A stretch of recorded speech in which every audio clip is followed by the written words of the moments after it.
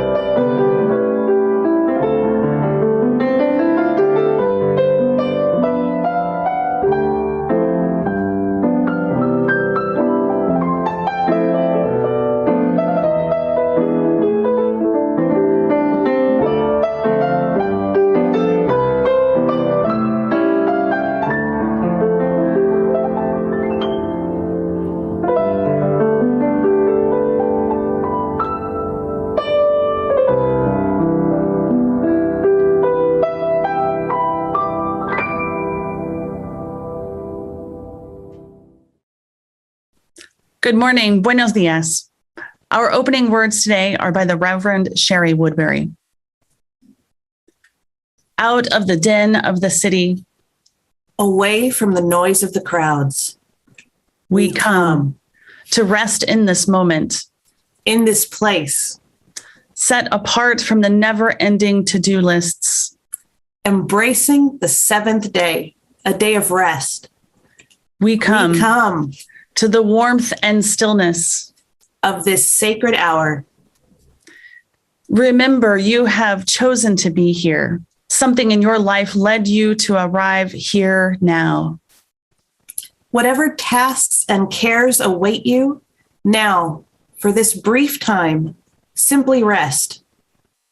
Allow your soul to be nurtured. Let the waves in your mind and heart gradually subside.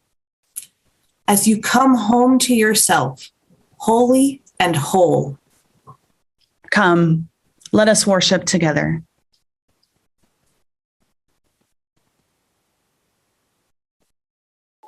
Good morning. Welcome to the First Unitarian Universalist Church of San Diego and our online worship service. My name is Cora Pendergast, and I'm the Vice President of the Board of Trustees. My pronouns are she, her, and hers. Our community is a vital, diverse, and multi-generational congregation without borders, with a mission to create community, nurture spiritual growth, and act on our values to help heal the world. Buenos días. Mi nombre es Omega Burckhardt y uso los pronombres de she, they y ella en español. y les doy la bienvenida al servicio en línea de la primera Iglesia Unitaria Universalista de San Diego. Nuestra comunidad es una congregación vital, diversa, multigeneracional y sin fronteras, cuya misión es crear comunidad, fomentar el crecimiento espiritual y vivir nuestros valores para ayudar a sanar el mundo. We are a congregation made up of people of different racialized identities and cultures, people of various sexual orientations and gender identities, people with a variety of physical and mental abilities. We are creators of community and compassion, and though we can fall short, we're committed to practicing an affirming welcome to all. Somos una congregación compuesta de personas de distintas identidades racializadas y culturas, personas de diversas orientaciones sexuales e identidades de género, personas de varias habilidades mentales y físicas. Somos creadores de comunidad y compasión, y aunque a veces nos quedamos cortos, estamos comprometidos a dar la bienvenida a todos. Allow the rhythms of life in your breath and around you to ground you into this moment. Permitan que el ritmo de la vida en su respiración y a su alrededor los centren en este momento. In a spirit of reverence, we acknowledge that we are on the stolen land of the Kumeyaay, who continue to pray, sing, gather, and live throughout their territories. Con espíritu de reverencia, reconocemos que estamos en la tierra arrebatada de los Kumeyaay, quienes continúan reuniéndose, cantando, orando y viviendo en todo su territorio. Let us sing our church hymn and recite our church aspiration. Cantemos el himno de la iglesia y digamos nuestra aspiración.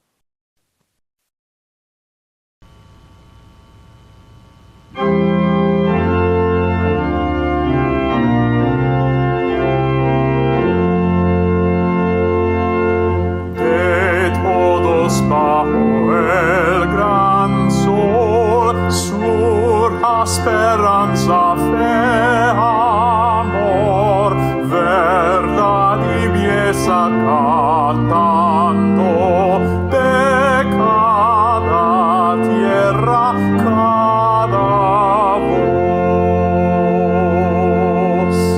From all who dwell below the skies, let faith and hope with love arise. Let beauty, truth, and good be sung through every land by every tongue.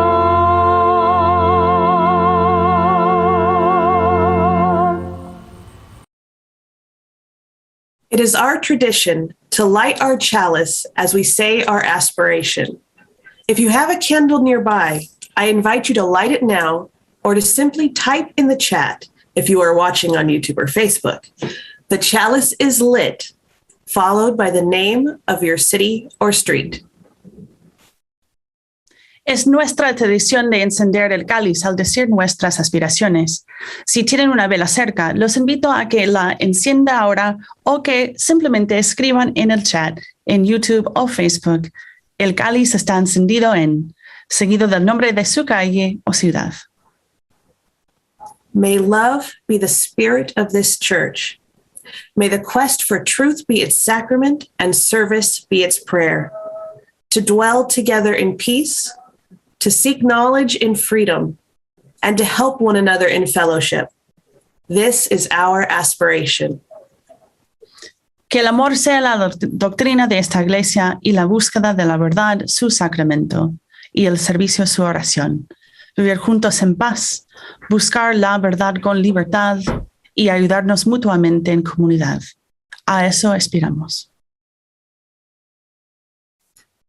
Over the next 5 weeks, our congregation will be engaged in a series of one-on-one conversations to connect and reconnect as we return to community. Members of the Back to Basics Building Our Community team will reach out to you individually. both to see what's on the minds and hearts of the congregation, and also to explore ways in which you can make or renew your annual financial commitment. This special pledge drive is an important key to the financial health of our community, and the pledge team is excited and looking forward to connecting with each of you. Durante las próximas 5 semanas, nuestra congregación participará en una serie de conversaciones individuales para conectarnos y reconectarnos a medida que regresamos a la comunidad. Los miembros del equipo, regresando a lo básico, construyendo nuestra comunidad, se comunicarán con ustedes individualmente, tanto para saber qué hay en la mente y el corazón de la congregación, como también para explorar formas en las que pueden comenzar o renovar su compromiso financiero anual. Esta especial campaña de compromiso es una clave importante para la salud financiera de nuestra comunidad, y el equipo de compromisos está emocionado y ansioso por conectarse con cada uno de ustedes. Hi, I'm Brian Crone, and I'm one of the members of your board here at First UU. And I'm Rebecca Fielding Miller. I'm a member of the church and of your reopening committee. Who are you? Esther. And this is Esther. We know it's been hard being apart for so long, and we're so glad to be meeting in person together again. We love being part of this church because we want to be part of an institution that aspires towards radical imagination of healing ourselves and justice in our larger community. And we're so proud of the work that our church community has done in the last year and a half. We know it's been so hard to be virtual when we wanted to be in person, but it has been a real reflection of our values to not only follow the science to keep ourselves safe, but to think about how our actions affect our broader community. So as we come back together in person, there's this child, and we're so excited for Ari during services. We also can't wait for Esther to get to experience OWL, and we are really excited to come back to our multi-generational community, including the really great friends that we made as part of the young adult group before we aged out. We can't wait for family camp. We can't wait for youth camp. And every night before we go to bed, we remind ourselves who we are. Esther, do you remember who we are? That we have open minds and loving hearts and welcoming hands. Yeah. We pledge to this church because we want to see this institution to continue to thrive as a place where we pray with our feet, and we hope you'll join us.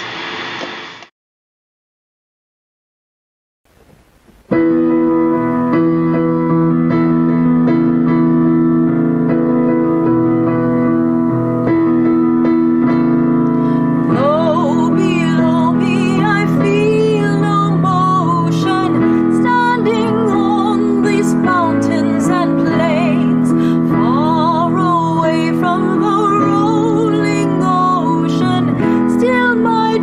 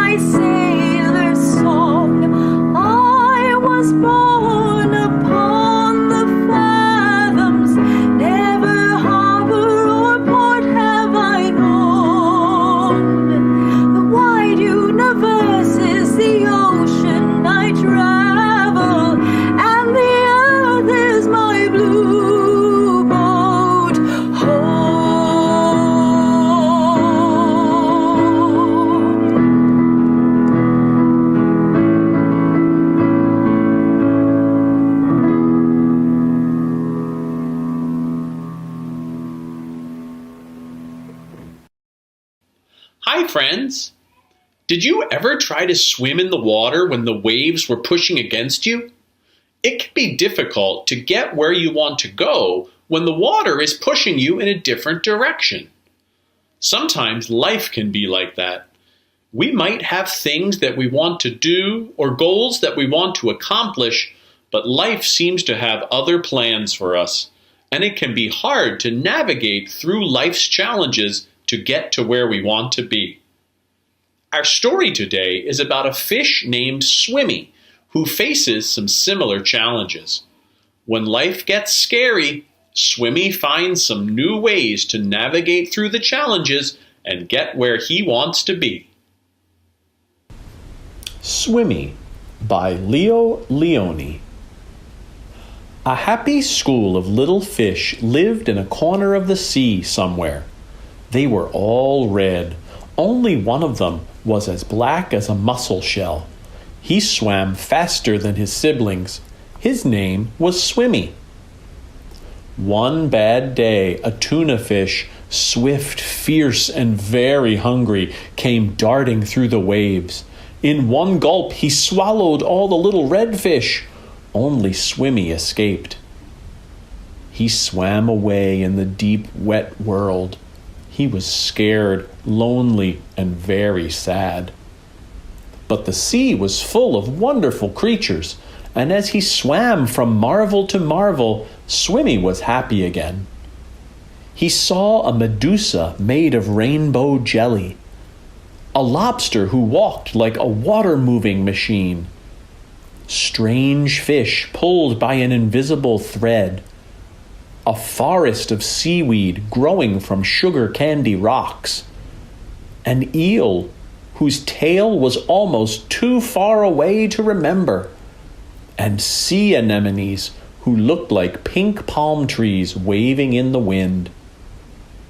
Then, hidden in the dark shade of rocks and weeds, he saw a school of little red fish just like his own. "Let's go and swim and play and see things," he said happily. "We can't," said the little red fish. "The big fish will eat us all." "But you can't just lie there," said Swimmy. "We must think of something." Swimmy thought and thought and thought. Then suddenly he said, "I have it! We are going to swim all together like the biggest fish in the sea." He taught them to swim close together, each in their own place. And when they had learned to swim like one giant fish, he said, "I'll be the eye." And so they swam in the cool morning water and the midday sun and chased the big fish away. I hope you liked our story. I especially liked how Swimmy relied on the help of the other fish in his community to navigate the challenges he faced. He managed to see beauty in the ocean even when he was scared and lonely. And when he worked together with his new fish friends, they were able to accomplish things that seemed scary and impossible at first. And now, please join me as we say our affirmation, first in English and then in Spanish. Y ahora únanse a mí en nuestra afirmación, primero en inglés y luego en español.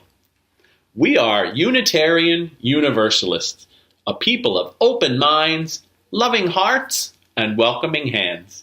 Somos unitarios universalistas, personas de mentes abiertas, corazones amorosos, y manos que dan la bienvenida. The reading today is a poem by Reverend Molly Bolton. While the poem uses the explicitly Christian language of baptism, I invite you to consider the ways that water forms part of so many of our varied practices centered around renewal and health. Perhaps later today, reflect on this poem as you sip a glass of water or tea, water your houseplants, or walk by the ocean.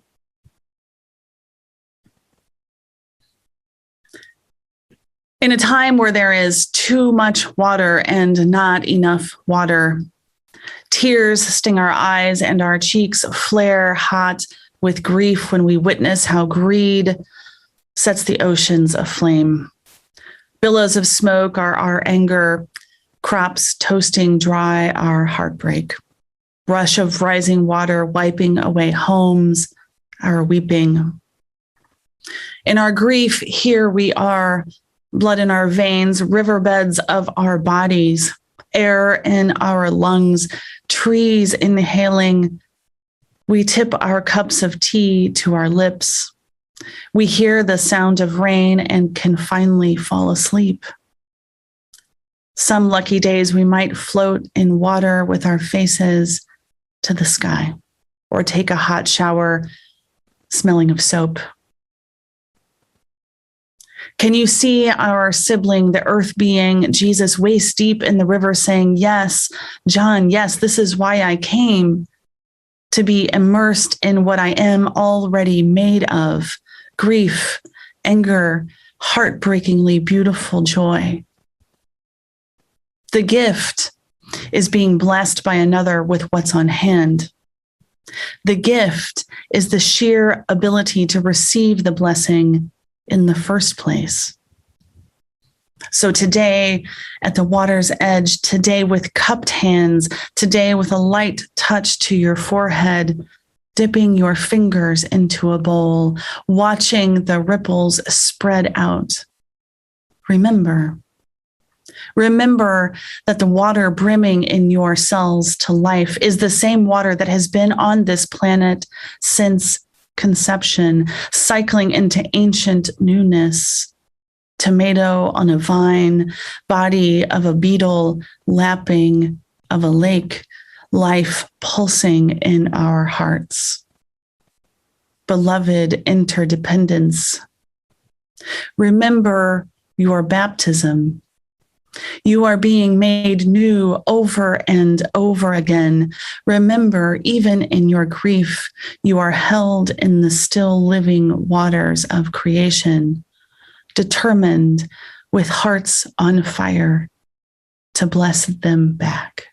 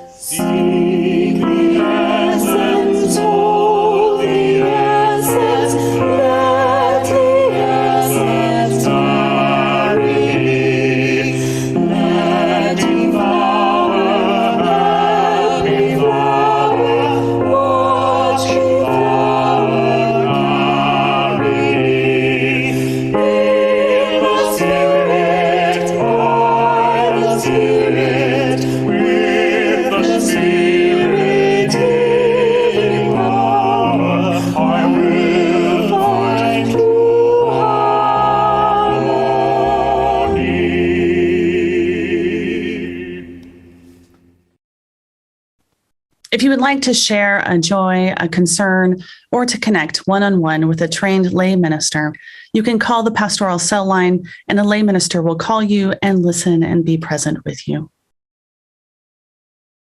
I invite you into a moment of reflection and meditation. Sit comfortably and feel your body relax into calmness. Inhale from your core and exhale. If you choose, close your eyes. I share these adapted words by Jamila Batchelder and Molly Hush Gordon. From above, a river cuts through an evergreen forest. The strength of water takes on many, many forms, just as each of you has a unique and necessary strength that you bring to our community and to the work of love. Take a moment now to drop down into the deep wellspring of your own spirit and bathe yourself in the strength that is the groundwater of your person. Are you a roaring fall, wearing rock away with sheer force of will? Are you a tiny drop of water in a crevice, breaking it open slowly and steadily? Are you buoyant like a great salt lake practiced at holding others afloat? Are you tenacious like the mountain stream, finding your way down and around every obstacle you face? Are you still and calm like the pond at daybreak, offering radiant peace by your shores? Are you in touch with hidden depths, pulling from a vast well? Do you soothe like the steam rising from a cup of tea? Do you dissolve away stubborn muck like water left in a pot to soak? Do you soften and smooth the edges like a creeping fog? Do you clear away distraction like a cleansing rain? Do you roll with the ebb and flow like ocean waves? Settle your mind upon the strength, the power that is yours. Draw that strength into your heart. Draw it up into your soul. As we gather together the many waters of this community, we need each of your power, each of your resilience, each of your love to make us whole.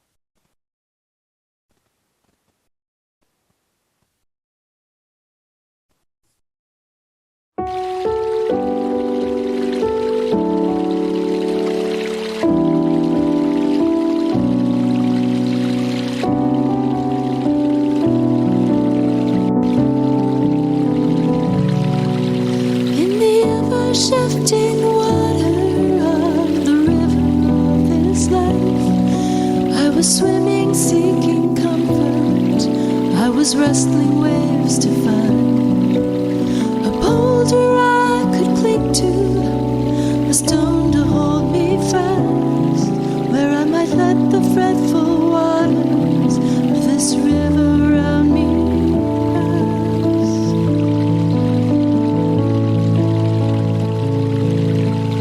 So I found an anchor, a blessed resting place, a trusty rock I called my Savior, for there I would be safe from the river and her dangers, and I proclaimed my rock divine, and I prayed to it, protect me, and the rock replied,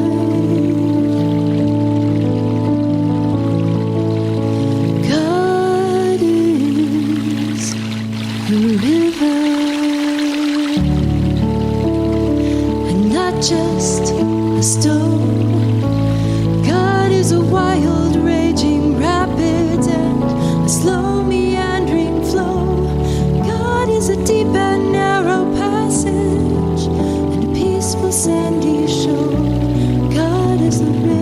swimmer.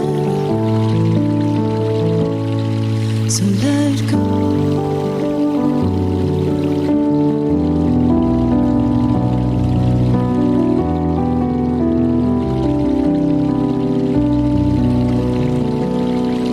Still I clung to my rock tightly with conviction in my arms, never looking at the stream to keep my mind from thoughts of harm. But the river kept on coming, kept on tugging at my legs, till at last my fingers faltered and I was swept away.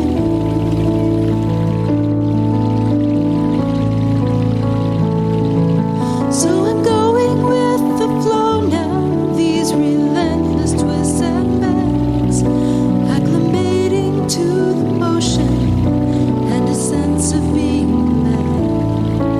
And this river's like my body now, it carries me along through the ever-changing seas and by the rocks that sing this song.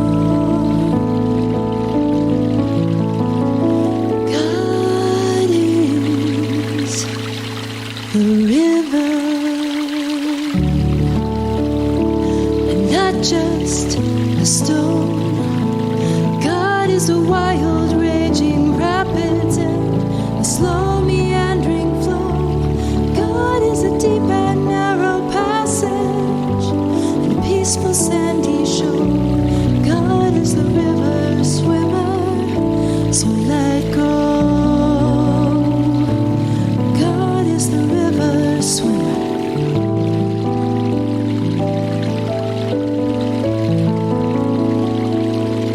So let go.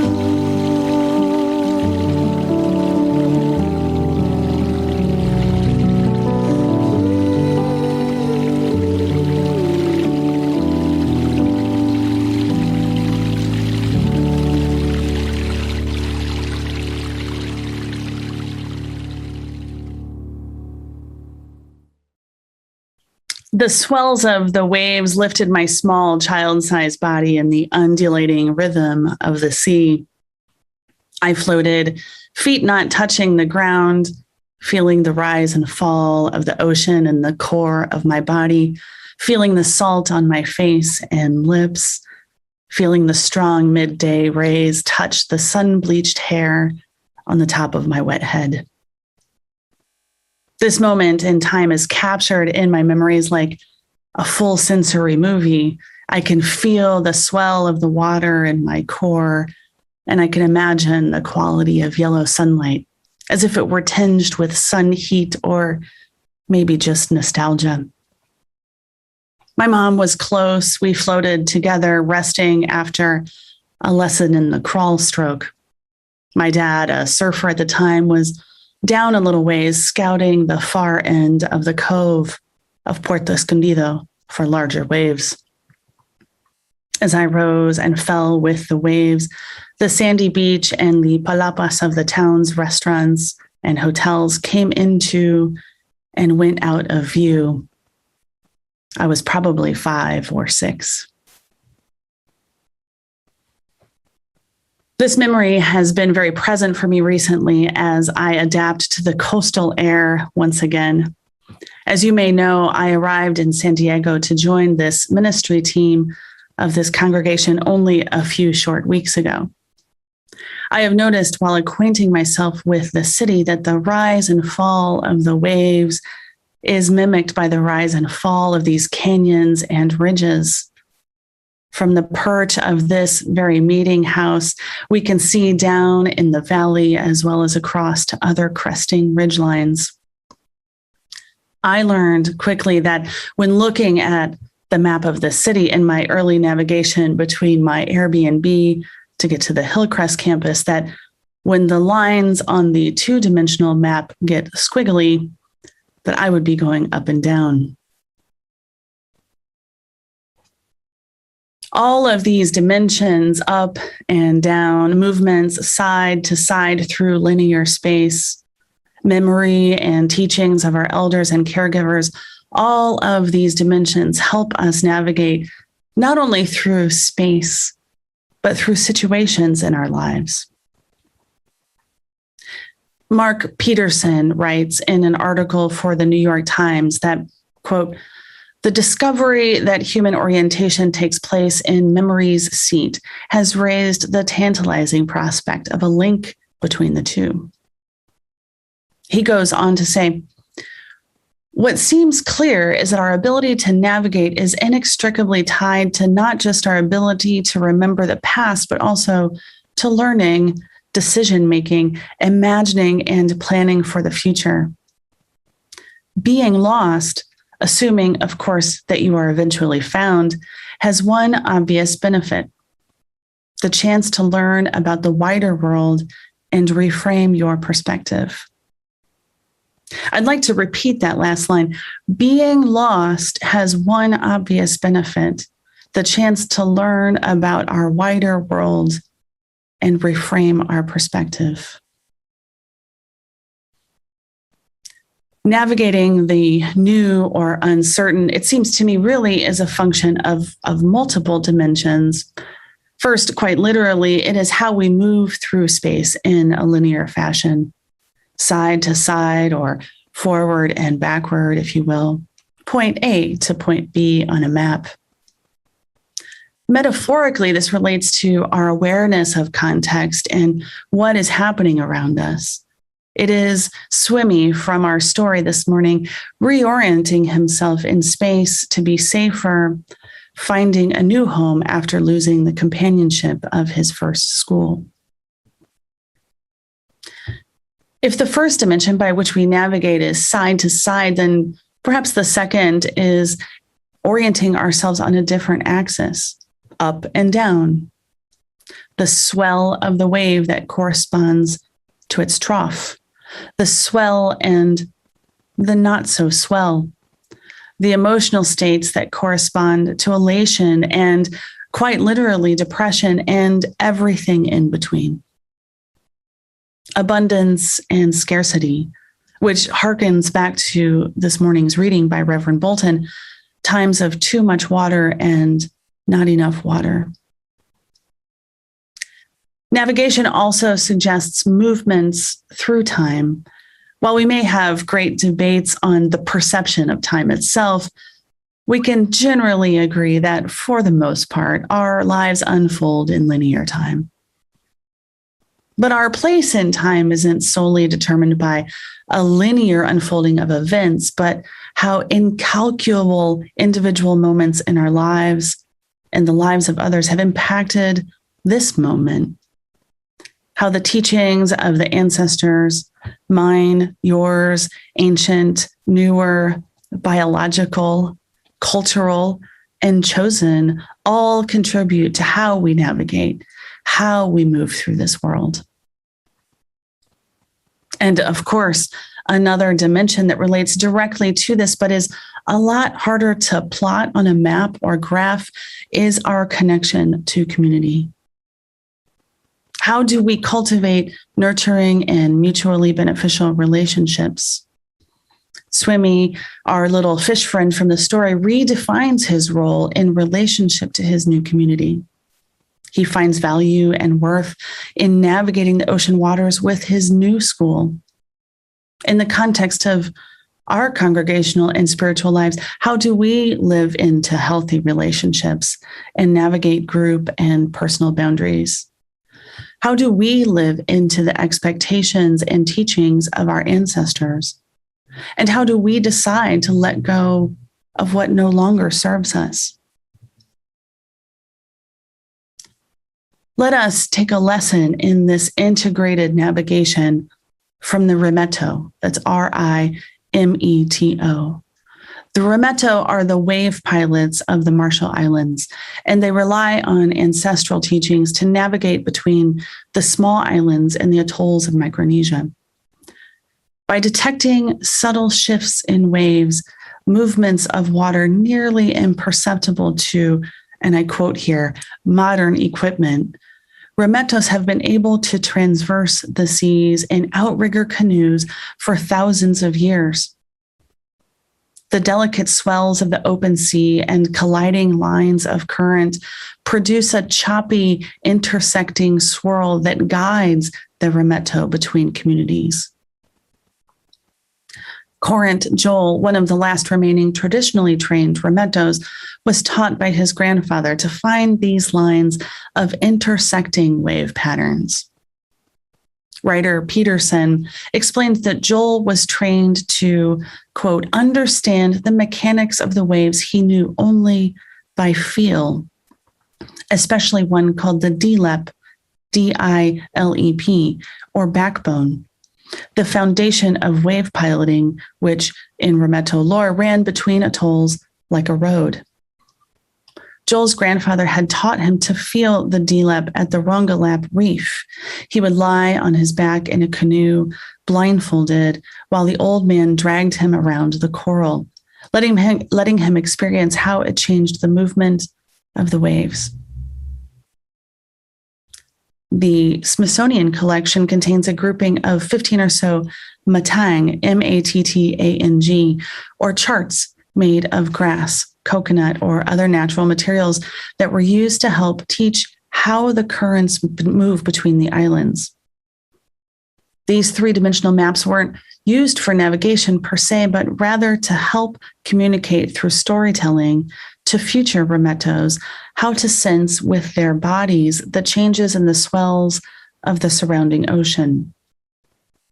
For wave pilots, the choppiest seas, those with both too much water and not enough water, those with waves and troughs and swirls, serve as a path, not the smooth sailing of calm seas, ironically.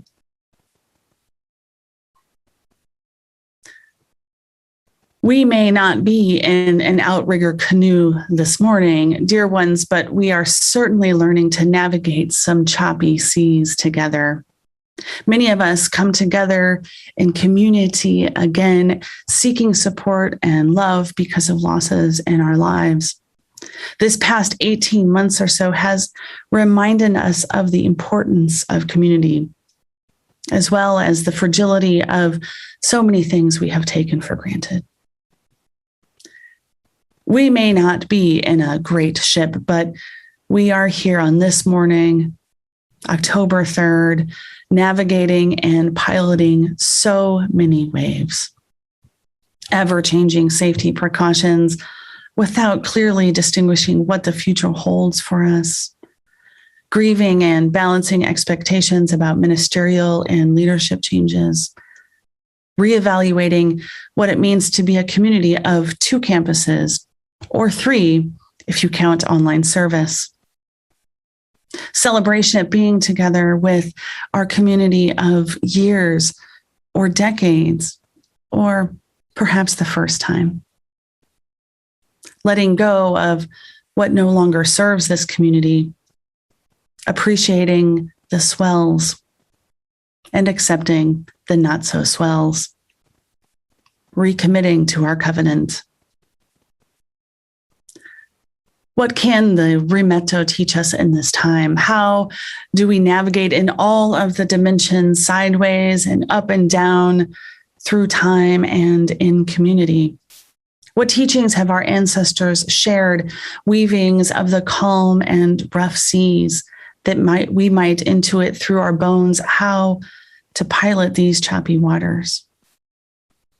Perhaps part of the lesson of the rimetto wave pilots is to accept that knowledge and wisdom come in all forms and can even be through understanding that the moments of the choppiest seas are those where an important path lay.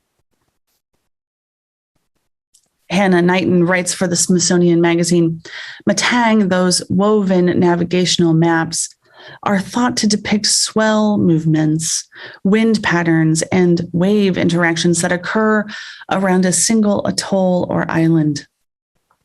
Curved strips likely indicate the direction of ocean swells when deflected by the presence of land. Where these curved strips intersect with one another represent confused or highly disturbed seas. Confused seas were important locations to understand, as they were often a valuable indicator of the whereabouts of the navigator. Confused seas are important indicators of the whereabouts of the navigator. Being lost is a chance to form a wider perspective on our lives. Perhaps these are the lessons. Lest you think that Reverend Michael or I have all the maps, I remind you that we are navigating, we are wave piloting the Swells right along with you. I also must confess in all humility that while I may have learned to swim in the ocean as a small child, I get seasick and disoriented on a boat. And as a transplant from the shores of Lake Michigan who has learned to navigate with the big water to the east, dear San Diegans, I have found your big water to be on the wrong side. Together, let us approach this experience with wonder and curiosity about what may be possible. Let us also acknowledge the discomfort that this process of not knowing can produce. May we explore the ways that we can be of support and service to one another and the broader community. And may we hold ourselves in grace and compassion when we fall short of our anticipated destination. But mostly, may we show resilience, fueled by love in the winds of this journey. May it be so.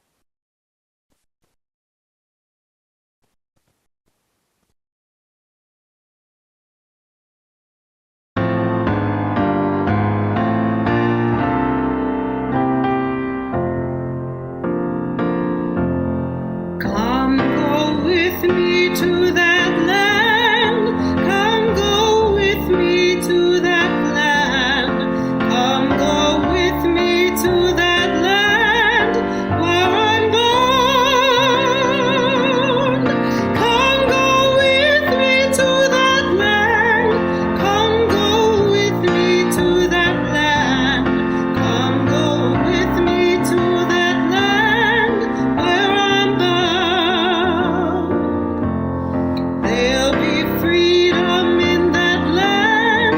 There'll be freedom in that land. There'll be freedom in that land where I'm born. There'll be freedom in that land. There'll be freedom in that land. There'll be freedom in that land where I'm bound. There'll be justice in that land. There'll be justice in that land. There'll be justice in that land where I'm born. There'll be justice in that land. There'll be justice in that land. There'll be justice in that land where I'm bound. They'll be singing in that land. They'll be singing in that land. They'll be singing in that land where I'm born. They'll be singing in that land. They'll be singing in that land. They'll be singing in that land where I'm bound.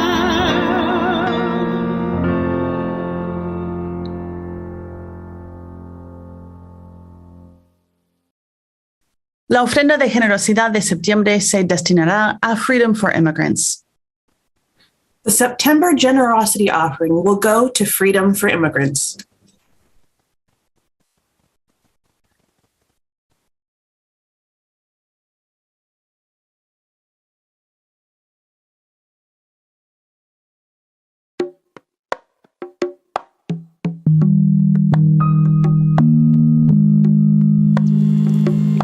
well, it's a place that makes you break your heart all the time. So we try to distract ourselves and try to draw like the faces of the women there. My name is Marcela Castro. I have been detained at James A. Music Facility over 6 months. Most of the time you are really listening a lot of people who are telling you sad stories, and you are really try to not think on those things every day. I remember one time when it was October 31st, and we have a lot of Kool-Aids for drinking, which not everybody drinks because they are not really good flavor, but it has colors, so we try to mix it with a little bit of water, and we try to make makeup. We could use the color pencils as the line your eyes. So we were playing and pretending to have makeup, and everybody gets involved.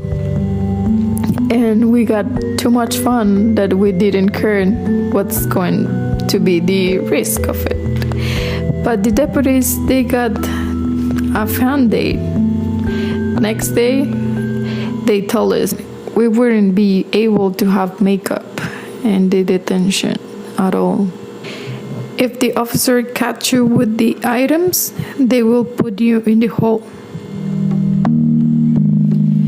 Every time that you have like something else or something different that you could do to distract your mind, the officers, they always come and take your options to be free. They don't let you to do anything different. They don't let you to be a human being or to think. They don't let you to be yourself.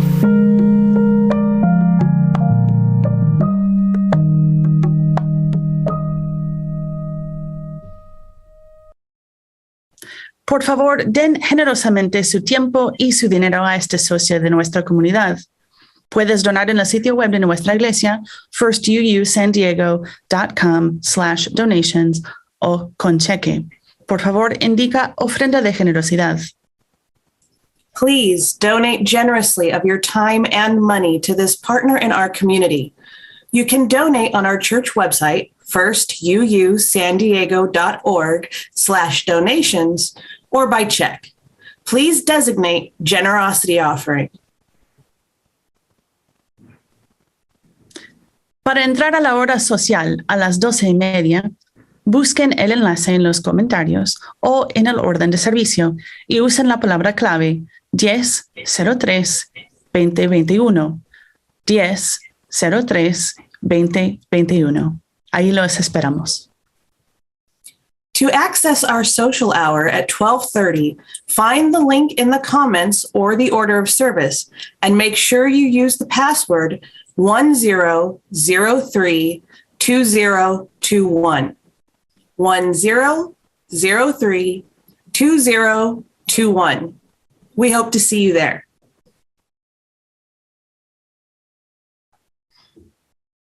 In a time of too much water and not enough water, we gathered together today to honor the swells of our journey and to reform our community that we might navigate the not too swells with resilience. Since we cannot convene socially at this time, we look forward to online social hour today. Ahí los esperamos. Go forth and be strong like the river that wends its way to the sea. Go forth and be flexible like the rainbow that appears after a storm. Go forth and be gentle like the fog that blankets these coastal ridges in the early morning. May it be so. Que así sea. Amen.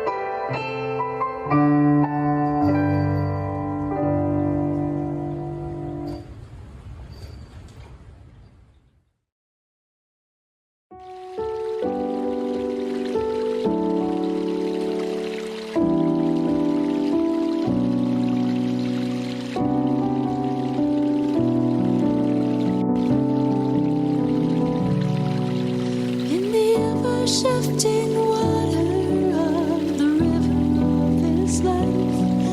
I was swimming, seeking comfort. I was wrestling waves to find a boulder I could cling to, a stone to hold me fast, where I might let the fretful waters of this river around me pass.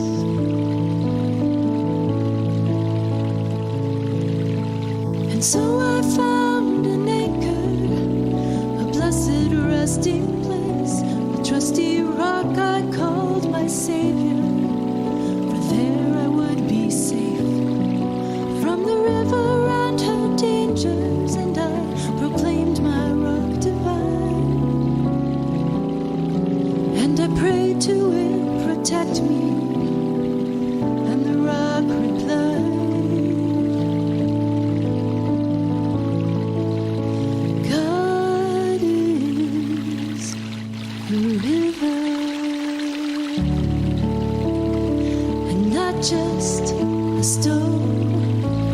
God is a wild, raging rapids and a slow, meandering flow. God is a deep and narrow passage and a peaceful, sandy shore. God is the river swimmer, so let go.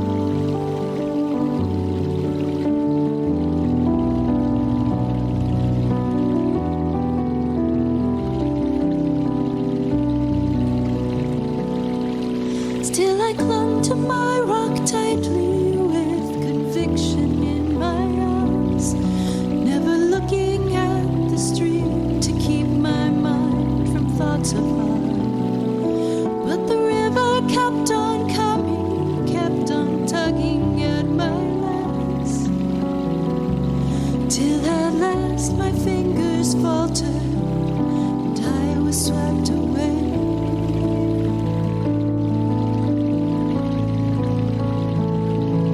So I'm going with the flow now, these relentless twists and bends, acclimating to the motion and a sense of being led. And this river's like my body now, it carries me along through the ever-changing seas and by the rocks that sing this song. God is the river, and not just a stone. God is a wild, raging rapids and a slow,